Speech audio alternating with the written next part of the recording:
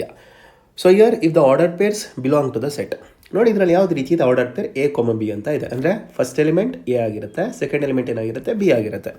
ಅದೇ ರೀತಿ ಇದರಲ್ಲೂ ಕೂಡ first element will belongs to A and second element will belongs to B. ಇದು ಎ ಆಗುತ್ತೆ, ಇದು ಬಿ ಆಗುತ್ತೆ. ಇದರಲ್ಲಿ ಕೂಡ ಇದೇ ಆಗುತ್ತೆ, ಇದು ಬಿ ಆಗುತ್ತೆ.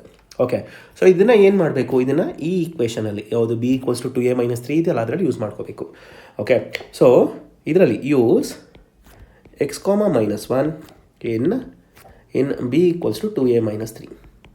ಓಕೆ, ಸೊ ಏನು ಬರುತ್ತೆ ಇದರಲ್ಲಿ ಬಿ ವ್ಯಾಲ್ಯೂ ಏನಿದೆ -1 ಇದೆ ಆ್ಯಂಡ್ ಇಲ್ಲೇನು ಬಂತು 2x ಬಂತಲ್ಲ -3. ಹೌದಲ್ಲ, ರೈಟ್. ಹಾಗಾದರೆ 2x ಈಕ್ವಲ್ಸ್ ಟು ಏನಾಗುತ್ತೆ, 2x equals to -1 + 3 which is nothing but 2. x equals to ಏನು ಬಂತು 1. ಸೊ ಇಷ್ಟೇ ಸಾಕು ನನಗೆ ಹೇಳೋದಕ್ಕೆ ಆನ್ಸರ್ ಇಸ್ ಥರ್ಡ್ ಆಪ್ಷನ್ ಅಂತ. ಯಾಕಂದರೆ ಇಲ್ಲಿ x ಆ್ಯಂಡ್ y ರೆಸ್ಪೆಕ್ಟಿವ್ಲಿ ಅಂತ ಕೊಟ್ಟಿದ್ದಾರೆ. ರೆಸ್ಪೆಕ್ಟಿವ್ಲಿ ಅಂದರೆ ಫಸ್ಟ್ ವ್ಯಾಲ್ಯೂ x ಆಗುತ್ತೆ, ಸೆಕೆಂಡ್ ವ್ಯಾಲ್ಯೂ y ಆಗುತ್ತೆ. ಹೌದಲ್ಲ, ಬಟ್ ನಿಮಗೆ ಅರ್ಥ ಆಗಲಿ ಅನ್ನೋ ಕಾರಣಕ್ಕೆ ಇನ್ನೂ ಒಂದು ವ್ಯಾಲ್ಯೂನ ಫೈಂಡ್ ಔಟ್ ಮಾಡೋಣ.